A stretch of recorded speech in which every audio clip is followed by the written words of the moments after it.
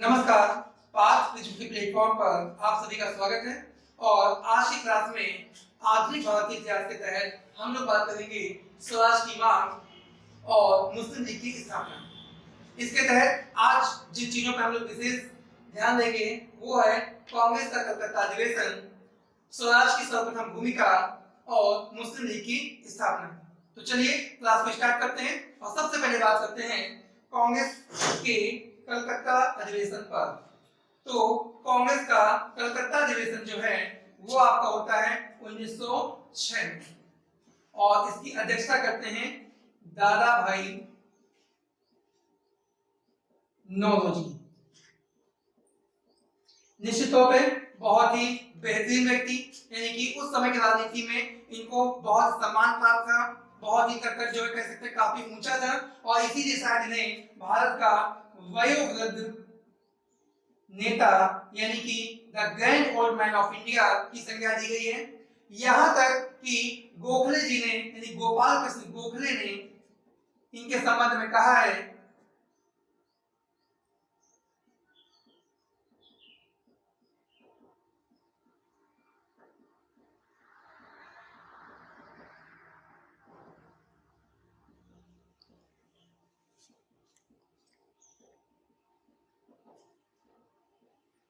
गोखले जी ने इनके संबंध में कहा है कि मनुष्य में कहीं देवत्व तो है, तो वो कहाँ है? दादा भाई में। सीधे ये प्रश्न पूछा गया है, स्टेटमेंट पूछेगा कि स्टेटमेंट किसके संबंध में है या किसके द्वारा कहा गया है, तो गोखले के द्वारा कहा गया है। यहां से आप ये तो समझ ही गए होंगे कि दादा भाई नौरोजी का जो कद था वो कितना ऊंचा था। चलिए आगे हम लोग बात करते हैं कि जो 1906 का कलकत्ता अधिवेशन था उससे ठीक पहले पिछली क्लास में मैंने बात की थी 1905 के बनारस अधिवेशन की और 1905 में एक घटना घटी जिसका नाम था बंगाल का विभाजन।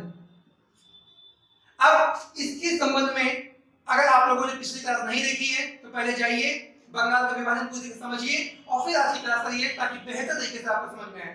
तो निश्चित तौर पे 1905 के अधिवेशन हम लोगों ने देखा कि उदारवादी नेता और उग्रवादी नेता में आपस में मतभेद थे।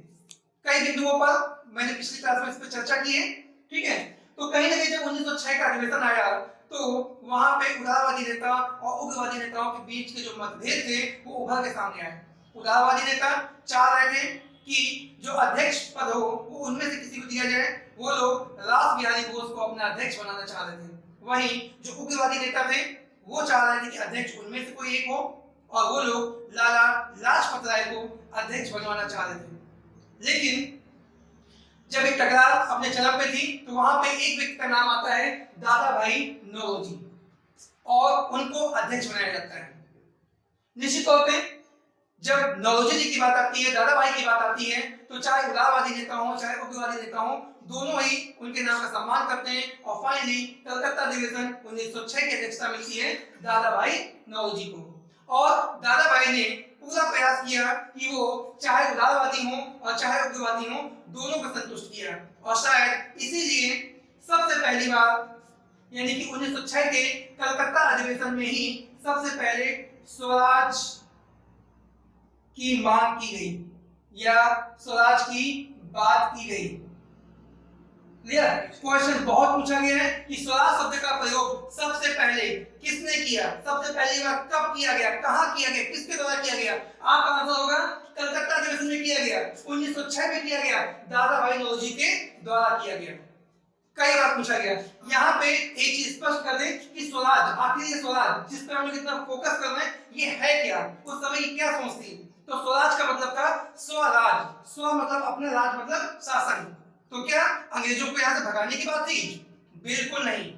यानी कि यहाँ पर बात थी सिर्फ और सिर्फ प्रांतीय स्तर पर स्वतंत्रता। जैसे आज हमारे यहाँ जो पद्धति है कि राज्य सरकारें अलग है, केंद्र सरकार अलग है, लगभग वही चीजें जो है उस समय उनकी डिमांड थी कि केंद्र में अंग्रेज बने रहे लेकिन प्रांतीय स्तर पर जो स्वतंत्रता है, जो स्वराज है, वो हमें दे दिया जाए। लेकिन उस समय तक इसकी जो परिभाषा थी वो स्पष्ट नहीं थी। सब लोग इसकी परिभाषा, इसका मतलब अपना अलग अलग निकाल रहे थे। यहाँ पर हम लोग एग्जाम में बहुत गलती करते हैं क्योंकि क्वेश्चन पूछता है, सीधे से पूछेगा कि स्वराज का पहली बार प्रयोग किसने किया। क्वेश्चन पूछेगा स्वराज का पहली बार प्रयोग किसने किया और पहला ऑप्शन दिया होगा दादा भाई नौरोजी। हम लोग उसको टिक कर देंगे और बाद में जब आंसर सी में मिलाएंगे तो वो गलत हो जाएगा। क्यों? क्योंकि अगर बात करता है कि स्वराज शब्द का पहली बार यूज किसने किया, स्वराज शब्द का पहली बार दिमाग में किसके आया, तो वहां पे नाम आएगा स्वामी दयानंद सरस्वती। ठीक है, और इसके मैं नौरोजी को बात करता हूं, नौरोजी जी और बाल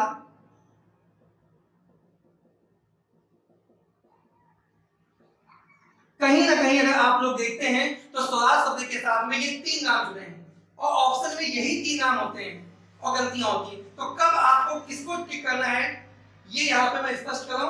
अगर सिंपल सी बात करें कि स्वराज का प्रयोग या स्वराज शब्द किसकी देन है, किसके कौन इसके जन्मदाता है, कौन इसके पिता है, ठीक है, तो आपका आंसर होगा स्वामी दयानंद सरस्वती। ये इसके क्या है, जन्मदाता है, इनकी ये देन है।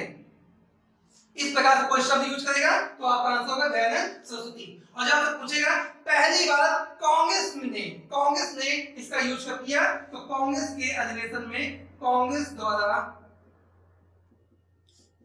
सर्वप्रथम प्रयोग, यानी जब आपसे पूछेगा कि कांग्रेस द्वारा सबसे पहली बार स्वराज का प्रयोग किसके द्वारा किया गया, तब आप बताएंगे दादा भाई नौरोजी कलकत्ता अधिवेशन 1906। क्लियर?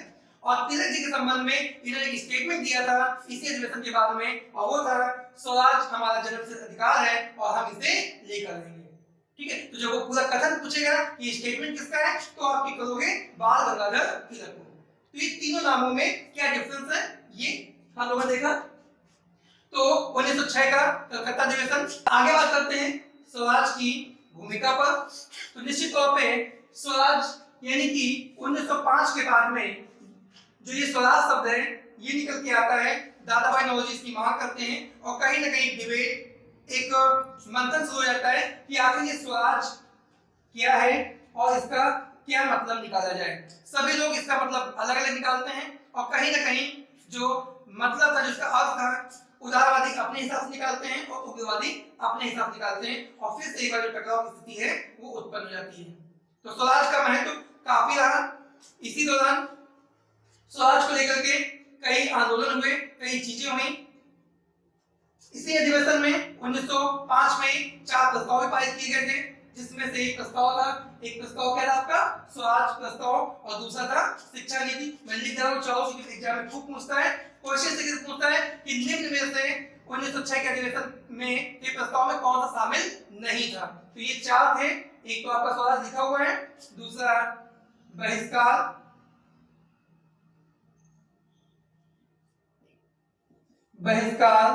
तीसरा स्वदेशी और चौथा था आपका स्वदेशी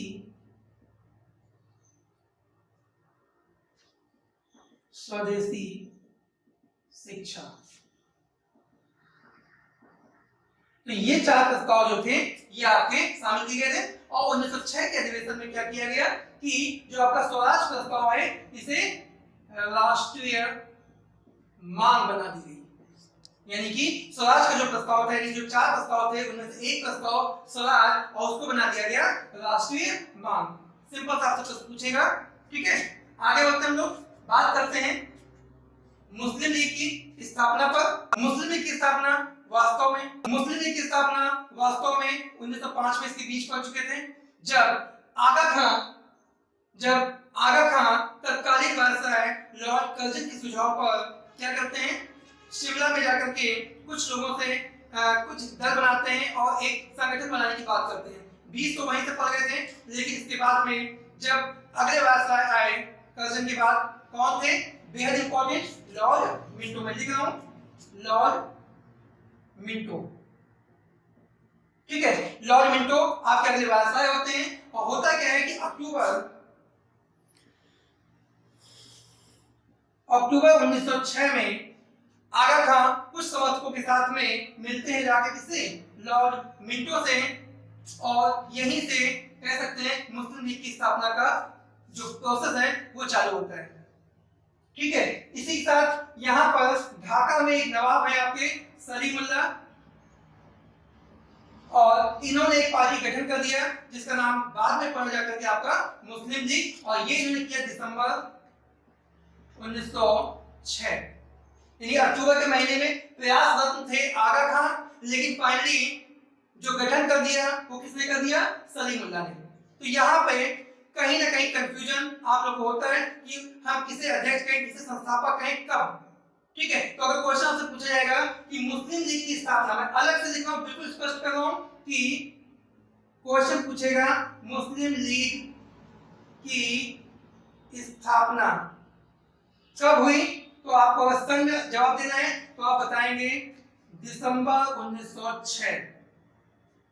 ठीक है, और अगर पूछेगा संस्थापक, संस्थापक कौन थे, क्योंकि इस क्वेश्चन में कई बार आया है और आयोग ने भी इसके आंसर कई अलग अलग, कभी यूपीएससी ने, कभी बिहार पीसीएस ने अलग अलग समय में अलग अलग बताए हैं। मैं बिल्कुल जो ऑथेंटिक है वो बता रहा हूँ, आप बिल्कुल दिमाग में फिट करिएगा, क्योंकि यहाँ पे 3 नाम आते हैं संस्थापक में। एक आता है आपका सलीमुल्लाह, दूसरा आता है आगा खान और तीसरा आता है मोहसिन उल मुल्क। ठीक है, चूंकि तीनों नाम लिखे हैं इसलिए मैं लिख नहीं रहा हूँ, मैं यहीं पे नंबरिंग डाल रहा हूँ। आप समझ लीजिएगा जब भी संस्थापक की बात करेगा तो आपको नंबर 1 पे रखना है नवाब सलीमुल्लाह खान। ठीक है, नंबर 2 पे रखना है आपको आगा खान, नंबर 3 पे रखना है आपको मोहसिन उल मुल्क हुसैन। क्लियर? तो अभी डिपेंड करता है कि जो प्रश्न पूछा गया है उसमें 4 विकल्प क्या है, उसमें 4 विकल्प क्या है। हो सकता है इनमें से 3 हो, इनमें से 2 हो, अगर 1 है तो कोई दिक्कत नहीं। ठीक है, अगर तीनों है तो एक चौथा विकल्प होगा ये सभी। और अगर दुर्भाग्य से किसी 2 नामों का आ जाता है, कोई 2 नाम आते हैं और पूछता है कि मुस्लिम लीग के संस्थापक निम्न में से कौन था, तो परेशान मत होना, वो क्वेश्चन जो है वो कैंसिल हो जाएगा, वो गलत हो जाएगा, क्योंकि किसी एक व्यक्ति को हम नहीं कह सकते हैं। अगर एक ऑप्शन, एक क्वेश्चन में 4 में से 2 ऑप्शन दिए तो वो प्रश्न ही अपने आप गलत हो जाएगा। कई बार ऐसा हो चुका है। क्लियर? तो आज की चीज बिल्कुल क्लियर हो चुकी होगी। हाँ, यहां पर हमने बात की किसकी? संस्थापक की। एक प्रश्न और आता है कि भाई लीग के पहले अध्यक्ष, ध्यान दीजिएगा, ये बात थी संस्थापक की और ये बात किसकी है? अध्यक्ष की। और जब अध्यक्ष की बात आएगी तो कोई विवाद नहीं है, कोई डाउट नहीं है, लीग के पहले अध्यक्ष जो थे वो थे आपके आगा खान। यहां पर कोई दूसरा नाम नहीं आ सकता। अध्यक्ष पूछेगा तो आप आगा खान बताएंगे। जो भी कंफ्यूजन है, जो भी डाउट है, वो सिर्फ संस्थापक को लेके है, वो भी मैंने आपका क्लियर कर दिया। एक और इंपॉर्टेंट क्वेश्चन कि भाई मुस्लिम लीग की स्थापना कहां हुई थी? ढाका में। ठीक है, अभी मैंने आपको बताया कहां पे? ढाका में। लेकिन आपसे पूछेगा कि भाई लीग का मुख्यालय कहां है, तो आप ढाका नहीं लगाएंगे, आप क्या लगाएंगे? लखनऊ।